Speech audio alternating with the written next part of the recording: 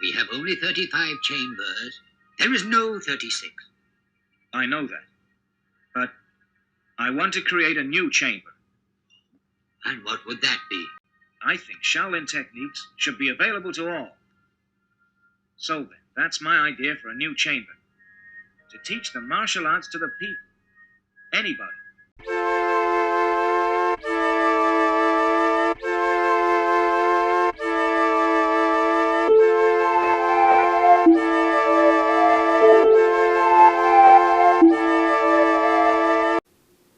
Welcome back to My 3 Cents. Last episode we did was struggle and purpose. What I have decided is to do another part to that series, do another part to that episode and make it a series. So this is going to be struggle and purpose part 2, struggle for purpose. Back with a vengeance. Now, since last episode we were able to identify that it might just be a perception problem. The way a lot of people are looking at themselves and not understanding what it is that they see, right? It's like a dirty mirror. So since we talked about that, the importance of knowing yourself and things of that nature, this episode, I'm going to go in a little bit deeper. I'm going to explain what some of this stuff really means, how to get it going with your own abilities, and know what you're dealing with. It's very simple. So, first of all, like I said, we talked about the things that happen, right? We talked about why they happen. But we didn't talk about what we need to do to achieve balance and to bring the self back into balance. So, what I've written out is one of the first things that needs to be focused on is identity of self, self-identity. How do you self-identify? Is it healthy? Do you care about yourself?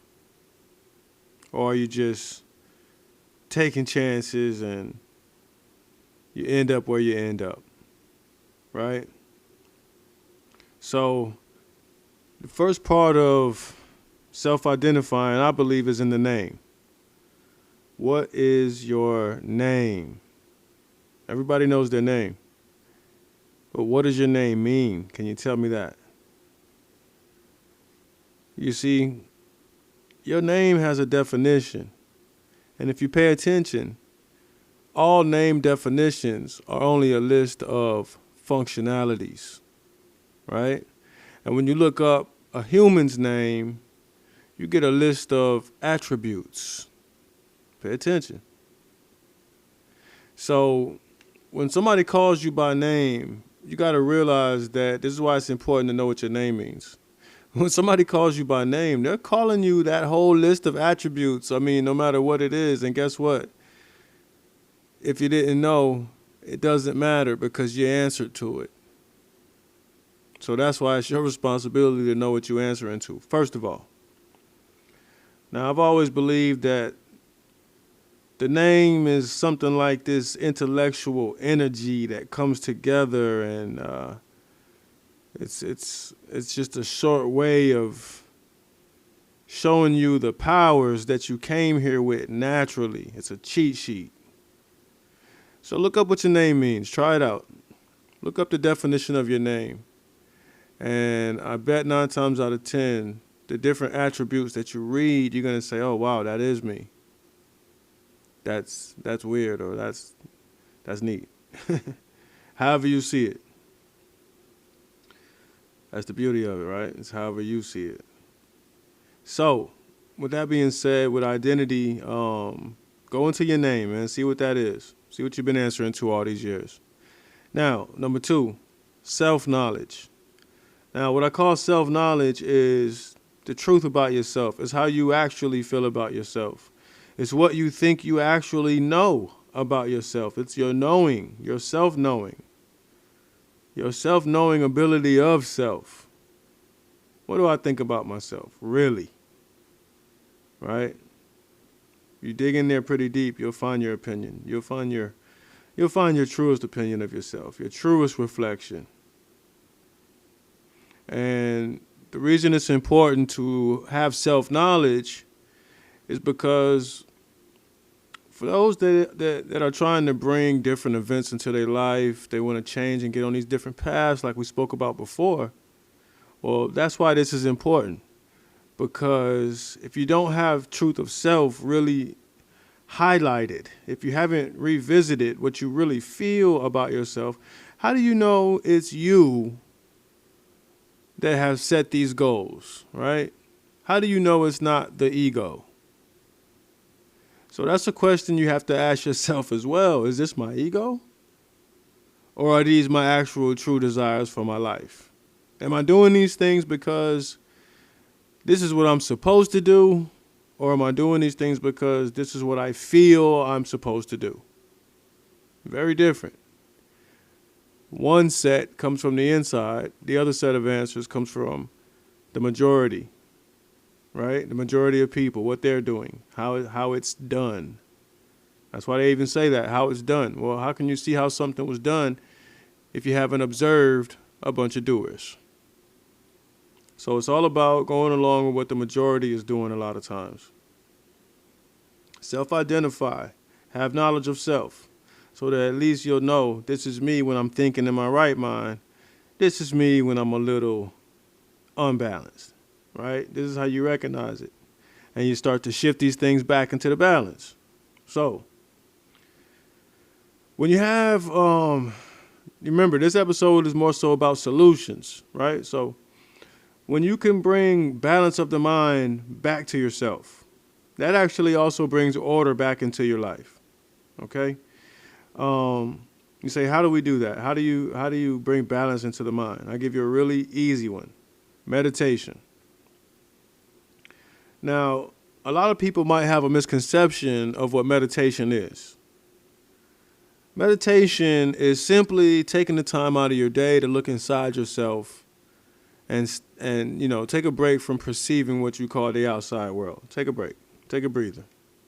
Find a comfortable spot. And so when you meditate, all you're basically doing, like if I give you a good way to do it, right, and say, hey, this is how you do it, this is what I would tell you.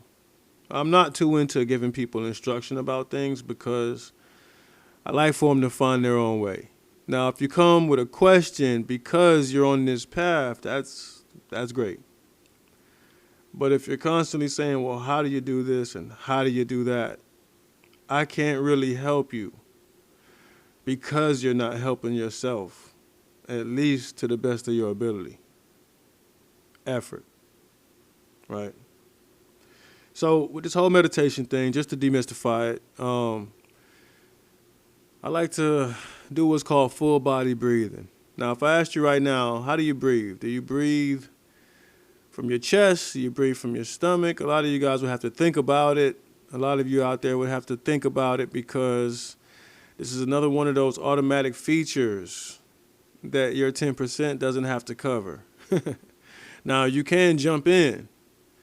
And where you jump in consciously with breathing is at least making sure you're not breathing shallow. It's at least making sure that your breaths are coming from the depth of your being.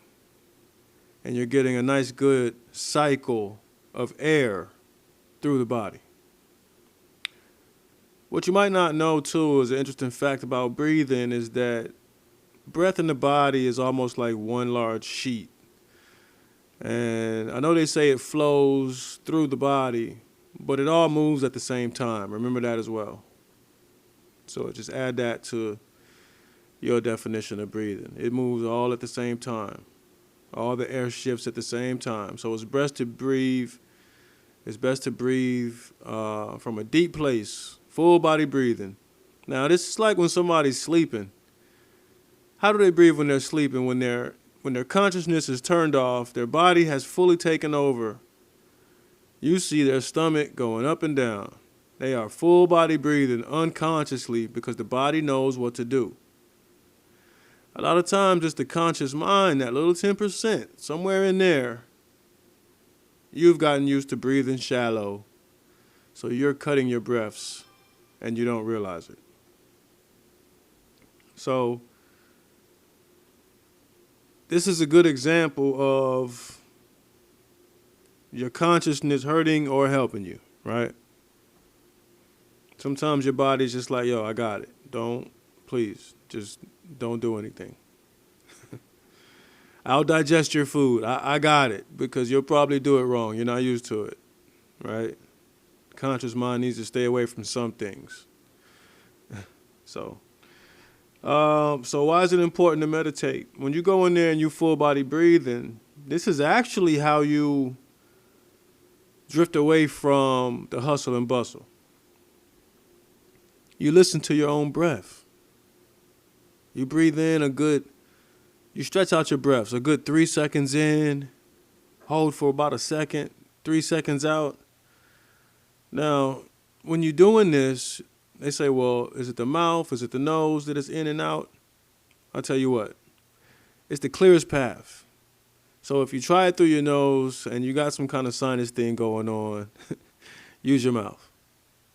Whichever path is the clearest, the path of least resistance, right? So you start doing this type of breathing. It's called full body breathing. This is how you stir up the energies in you. This is how you can even heal yourself. You'd be surprised. You get a stomach ache, a headache, anything like that. You start full body breathing, man, that thing goes away. Try it next time. So during meditation, you're listening to your breaths. That's all you're doing. You're paying attention to yourself from the inside. And what I found, it took a while to get used to it. And man, once I really started, I guess I could say doing it right, I started having little experiences of feelings that were like, feelings of bliss that are there because of what you're doing. So you're kind of wowed by it, but at the same time, you want to keep doing it because you like the feeling. So this is what meditation has also done for me. So I'm gonna tell you what happens though, what you get from it. Coming out of meditation, for as long as you can do it, maybe it might be 5 minutes, 10 minutes starting off. But what you'll start noticing is that when you come out of it, when you open your eyes and get back into the world, let's say, you start to have more profound thoughts come to your mind. You start to have better ideas all of a sudden. Even you notice it. You're like, oh, this is smart for me. This is smart for me.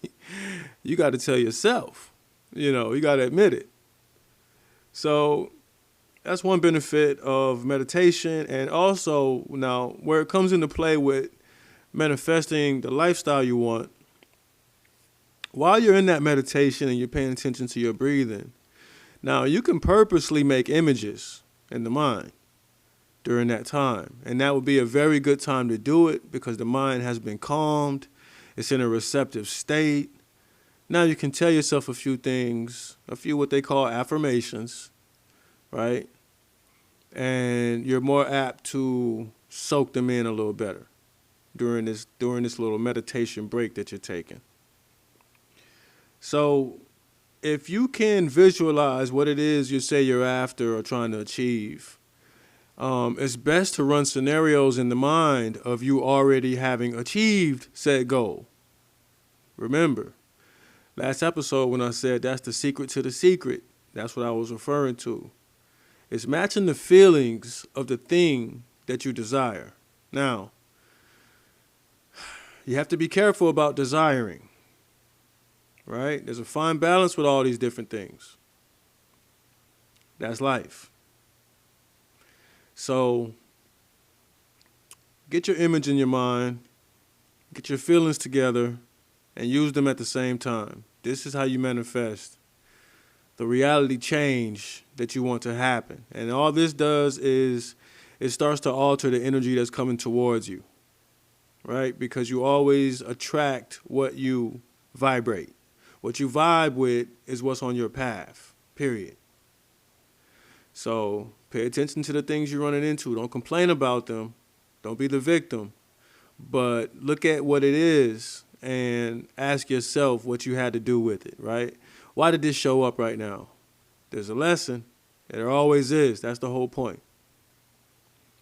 So that's my 3 cents on meditation and how it has to do with helping you get where you want to be and getting away from that struggle feeling and mentality, and also finding your purpose. Because, like I said, deeper thoughts and insights will come to your mind now that you have taken the time to gain a peace of mind, right? By taking the time out. So that's one of your benefits. Like I said, it's just looking inside, taking a real good look, which is also talking about your perception, how that changes. And like I always say, with the laws of correspondence of the universe, as within, so without, as above, so below, a lot of these things are smaller and larger versions of each other. And I know a lot of you may not have gotten to this type of knowledge yet, but it is absolutely astounding how, when you really pay attention, a lot of times all you're dealing with is another version of yourself, because all is reflection. And like I said before, everything on your path is a part of your vibration anyway, or it wouldn't be in your life. It wouldn't be on your path. So we have to be able to look at where we are in a real honest way and ask real honest questions about what it is we're perceiving, instead of immediately jumping into a victim mentality and saying, this is the hand that, the cards I was dealt, that old saying. That's a victim mentality. It's a victimatic saying. You see? Because you don't have to look at yourself. You play the woe is me, misery loves company. A lot of people join in, and you feel like it's a good thing. You feel like you're right. So I would say don't even treat yourself that way. Think of yourself better than that. Don't be the victim in these different situations, because every situation is there for a reason, and it's always a lesson behind it.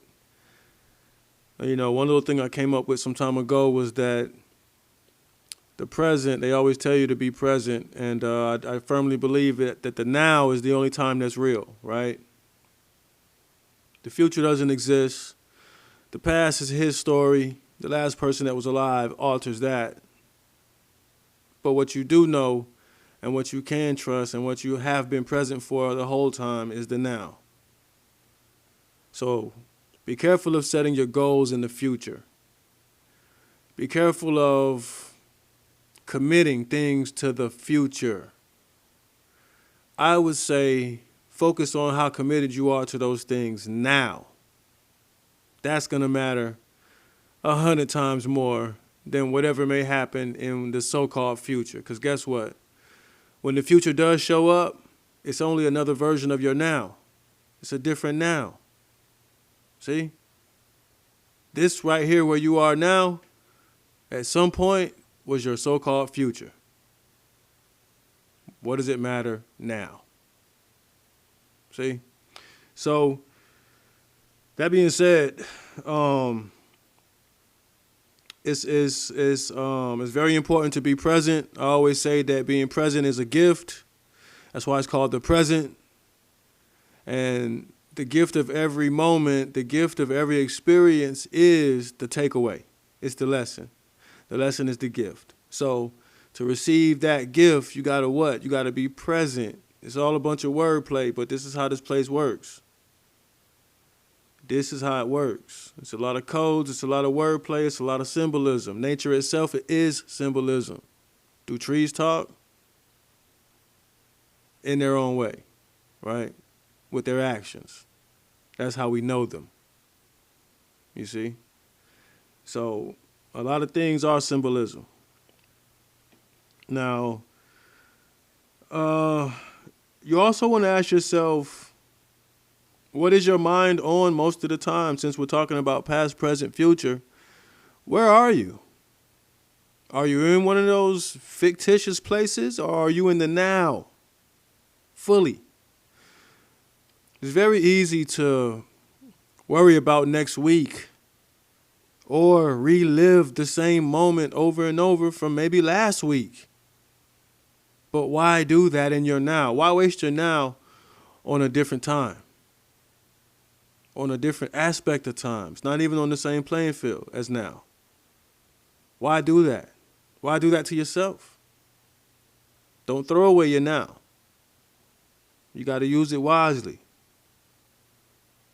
So focus more on the now. Past, present, future. Where are you? Be present to receive your gift, right? So it's also not just where you are, but it's what your mind is on. What are you talking about? Who are you talking with? Where are you exchanging information? Who are you hanging with? What's the conversation? Right? There's a saying that I wrote down that I really like, and it's also kind of a reflection of how the elite think and judge. It says, great minds talk about ideas. Average minds talk about events. And small minds talk about people. So just let that soak in. Great minds talk about ideas. This is like when you're at a party or something, you somewhere and people come and you start a conversation, they're talking. I want you to think about what they're talking about. And then just look at them. Then just look at them for a minute. Just look at them in their eyes while they're saying what they're saying. Hey, put it in perspective. Make a choice. So we talked about before how it's important to impress the subconscious with the conscious mind to change the perception of self. Now, how does this work with meditation and things like this? We're talking about imagery. We're talking about changing your view of yourself. How are you showing yourself to your own mind? When you think of yourself, how do you see yourself in your imagination? Are you broke? Are you rich? So how are you seeing yourself when you conjure yourself in your own mind? That's a very good question. Do it real fast. Think of yourself. And look at that and say, man, I could have at least gave myself, some J's or something. So self-image, man, go in there and take a look. It'll show you something, right? Because I'm going to tell you something real interesting about the brain. This is one of my favorite facts about the brain and the mind. The brain doesn't know, right? When you use your imagination and say you're imagining some event happening, this is why you have to watch what you imagine. Do you know that the actual human brain does not know the difference between your imagination and an actual event? It has no idea whether you're really doing that or you're just purposely putting those images in your own mind. Now, this can be used to your advantage, but it would be a great disadvantage if you don't know this and you entertain a lot of different types of imagination. Now, how can this be to your advantage? Easy. Imagine yourself, give yourself images of the you that you're trying to become. The thing you're trying to do, whatever you're trying to accomplish, the job you're trying to get, the money you're trying to win, whatever it is you're trying to do, impress those images upon yourself. Trust me, try it. Give yourself good imagery of self. The brain doesn't know if you're having these events or if you're just thinking them. It doesn't care because what the brain does is matches what? The emotion with the vision. That's how it knows what's true, what's not true, what's consistent, and what's inconsistent.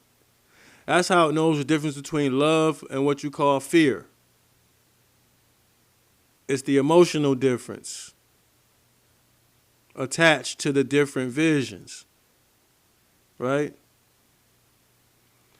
So it's very important to work on your imagination and imagine great things for yourself. Don't just wish them. Don't just say one day. Well, when is that? You got to say stuff like when it happens. As soon as it happens. Not this one day stuff and I hope it happens. Don't do that to yourself. Don't even do it. Show yourself that you believe the stuff that you say you're going to have. Right? You're the only one you got to convince. So when you can meditate and at the same time and visualize your life path that you want, man, this is when the magic starts to happen. Like I mentioned before, there's a book called The Secret that's very popular. I would suggest you check it out if you're into this type of stuff as far as changing your reality and recognizing your own ability and sometimes the fact that you're the one holding yourself back. We've all felt like that before. But this is a chance to take in information from other people that feel like that as well. That's the power in it, right? Strength in the strength in the numbers. So we talked about last time making decisions, and when you choose one thing, there's something else that you did not choose. Now, I might not have been clear enough about how that's important. Now, if you're a type of person that judges your life, you say this is good, this is bad. If you use these type of dualistic ways of thinking, then you wonder also, why do bad things happen? It doesn't make sense to you. That's because you're not supposed to be labeling these things in the first place. They're just events. These events come about with your help. You're supposed to capitalize on the lesson and get the takeaway, the gift, the free gift. With every event, there's a free gift. You never get left empty-handed when you go through something, when you learn something, when you ask the right question. So, we talked about when you access the subconscious and you impress it, because again, you're the only one you have to convince. We talked about these things happening opposite of what we chose. This is the understanding that, look, there has to be an opposite. How can there not be? What in nature have you ever seen created that is only one thing? Nothing. How can there be up without down? How can there be in without out? They're the same thing. So when you get into good and bad, you have to at some point realize, wait a minute, it's the same thing. It is just a spectrum. It's a polarity.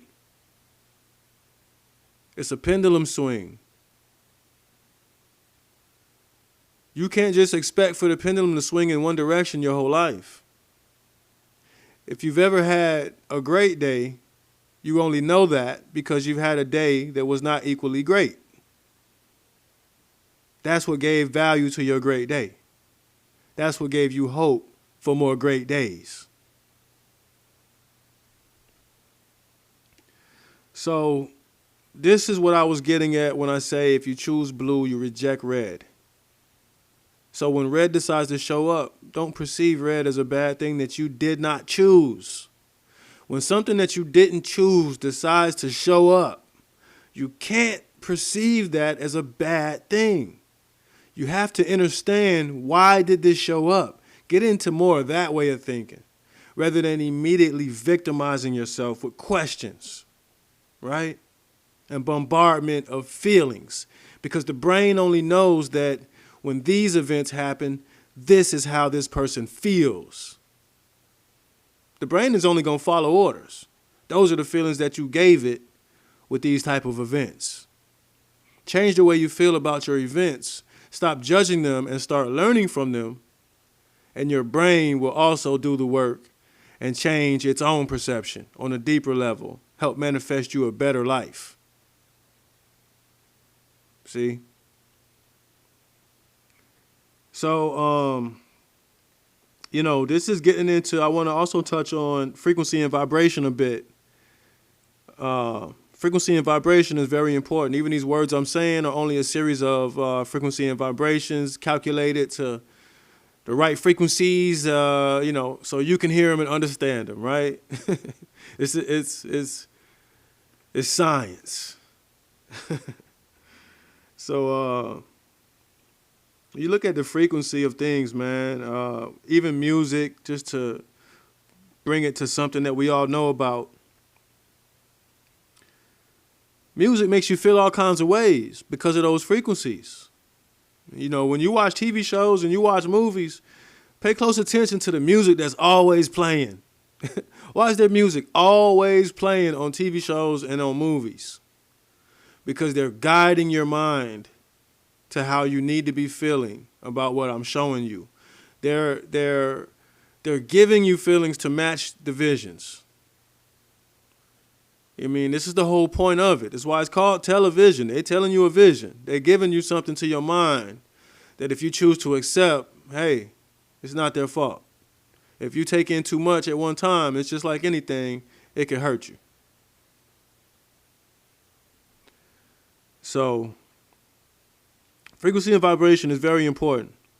And when you understand the vibration of water, and you can look up, type in something like water experiments with frequencies, look up stuff like that, and look up some of these experiments that show you how people charge their water with negativity and so-called positivity, both, right? Because here dualities exist everywhere. So you can use these things. Do you have to believe in them? No. Can you understand why they exist? Yes. Will they continue to exist on the most common level? Yes. Can you eliminate these things from your world? Yes. A lot of things are answered yes that seem contradictory. But that's because you just haven't gotten to the point of understanding these things. Everything can exist together because it is right now. There is harmony. But people have their own definitions, right? I can't tell you what harmony is. You might not agree. Might be chaos for you. So, getting back to frequency and vibration, there's an experiment where I'll just run by it real quick. You know, a guy makes rice, puts it in 3 different containers every day. Container 1, he says great things to, he shows love to, he's written love words on it. Container 2, he's negative towards, he's written negative things on it. Container 3, he ignores. After about 30 days go by, you can see the difference in these 3 different rices, all cooked at the same time and sealed at the same time. And it's amazing because it shows you that water records energy. You see, why is it key that it was rice? Because rice absorbs water. That's all it does. So it was a very good medium for the experiment. And yeah, look it up. It's very interesting. So that being said, if we can understand that our bodies are 70+% water, so your thoughts, which are your vibrational points of information, that's where your vibrations come from, emanate from the mind.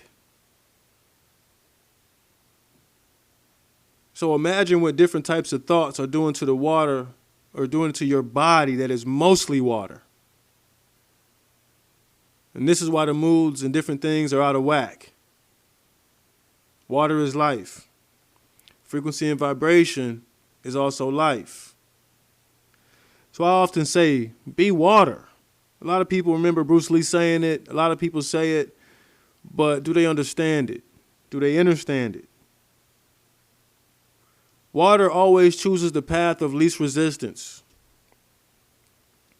Water doesn't, and I use the term choose loosely, because even water's way of choosing is going with the grade, right? Which way is it for me to go? When it goes around that winding river, it doesn't think, oh, I need to turn left, I need to turn right. It operates more on what it feels. That's a perfect example. It's not choosing, it's feeling. Right? It's a perfect example of getting out of that choosing mind frame, that dualistic mind frame of always having to choose. Because what comes with that? Now you're wondering, did I choose right? Did I choose wrong? Right? This whole thing comes along with it. because you have created a duality in the first place. If you are going to choose, and this is about your purpose, if you are going to choose something, why don't you choose to do what makes you feel good? Why don't you choose? And I'm not meaning that in a simplistic way of thinking. I'm talking about what makes your spirit light up. Do that. Don't get up every day and do something that you're groaning about. How does that make sense? You say, well, I got to pay the bill. Well, I'm telling you now, if you change your mind, get your stuff in order mentally, spiritually, your situation will change along with it. If you like the chaos and keep making excuses for it, then why would it leave? It has a good thing going, right? You and your mind frame.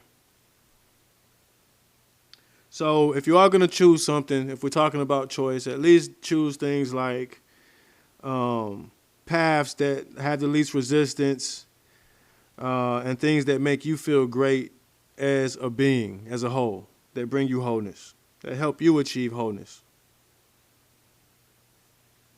Remember, we're human beings, not human doings. So sometimes you have to ask yourself, am I doing this thing or is it doing me? Am I a doing right now or a being? So what I'm trying to impress upon your mind is to be more. Focus on do less. Because guess what? Even when you're being, you're getting things done. And it's the actual things that you need to get done, I'm sure. Also talking about position and purpose and how you feel about yourself as a whole, we also got to watch the things that we say about ourselves. The things that we say about our situation. A lot of times people don't pay attention to what they're saying. They telling you something. They like, yeah, man, I'm out here on this grind. I'm grinding. Man, every time I hear that, it's like my teeth grinding. Because when I hear that, I'm like, man, maybe they don't realize that grinding is a representation of friction. And to put your life, to say, I am that, you have put yourself energetically in a perpetual state of friction. And believe it or not, you will have to continue grinding only to fulfill the destiny that you have put upon yourself by saying that this is what you do. Again, it's about going into the mind, changing the mind frame, switching it out, seeing what happens, how it brings you new opportunities and new situations, new people speaking to you in public places. Something's different about your energy, right? What is it? How do you do it? So, and to my melanated people, to my black people, if you have understood enough to bring yourself back to that, which only means melanin anyway, only means darkness. Melanin also means chaos. What is chaos? The triple black. It's where thoughts come from. It's where things come from. Before form is chaos. I'm not going to get too deep into it. But before form is chaos. Remember that. Even when you turn back to your Bible, what does he say first existed? Blackness. The darkness. That's melanin. That's chaos. That's unlimited energy. That's also what they call dark matter. It's unlimited potential. It's like the socket on your wall. That's unlimited potential. Until you plug something in and feed the exact voltage that you're asking for. And when you unplug, guess what? That thing is back to unlimited potential. It only sends through what you're ready for. That's how your energy works as well. It only sends through what you're ready for. But it is unlimited, untapped potential. So to my black people, my melanated people that have the mind frame that this life is a battlefield and the white man has some type of advantage and we don't have certain opportunities and we are beating ourselves up and victimizing ourselves at this point. So what I'm asking is, and what I'm saying is this. I'm asking you to think about it different. What I'm saying is for those that firmly believe that this thing is a battlefield. I'm going to show you something. What you consider the other man having over you is some type of form of education 9 times out of 10. 9 times out of 10, it's he went to these schools, he has learned this knowledge, he has read these books. What I'm asking you is this. What stops you from taking all the same courses? What stops you from reading all the same books? What stops you from using the internet for something other than looking, peeping, right? One thing that the other man can't do that you have already accomplished and done is to be raised in the conditions that a lot of us came up in. See, you can go back and read everything he read and take every class he took if that's what makes you feel equal. But what I'm trying to show you is that one thing they can't do is to live and survive what you have been through. They can only get you to use your experience for their benefit by having you continue to believe the playing field is uneven and they have an advantage. So I'm asking you to think about this differently. Who can do what? Think about it. And think about how you have the hidden advantage right in front of you that is you. Now, that was a personal message to my people. Now, like I said before, I don't do the racism. I don't even entertain those types of thoughts. But I will at different times break things down culturally so that we can be very clear of what we're saying and the differences of the functions of these different cultures inside and out. It's only fair. If I'm giving my 3 cents, I got to give it all to you, all 3 pennies. Right? It's not 2. It's not dualistic. It's not mine versus yours. This is a thing I'm working out in balance, within balance. So just realize that, what you call stature and status and the stuff you're trying to achieve, well, these things are only made from created energy. How much energy are you creating towards what? Well, that's what's going to thrive in your life. It might be drama. Might be prosperity, if that's where your mind is. So I just wanted to drop that little jewel, man, and say, change the way you're thinking. I wanted to do this podcast to just reiterate stuff from the last one, go a little deeper in how we can use the mind, what the mind is even thinking, right?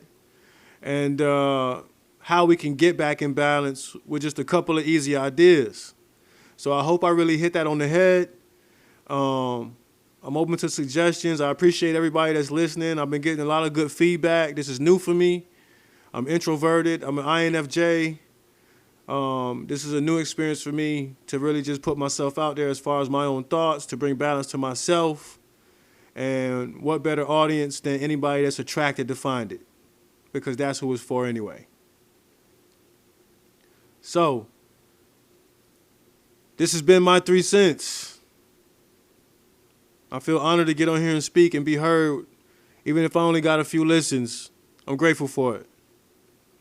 So I hope you got something from it. I hope it did something for you. I hope it touched on something for you. Pass this stuff along if you think it's interesting. If something about this feels some type of way with you, you know who to give it to, right? I appreciate the support. Keep listening. Keep looking out for more episodes. I might have to do another part on this, getting to your purpose, because we want to make it there. We want to make it to the purpose. We can be shown the tools. We can be told how to use them. But experience is what matters over everything. So we want to see how close we can take this thing with each other without becoming each other. All right, so until next time, it's been my 3 cents. Wholeness.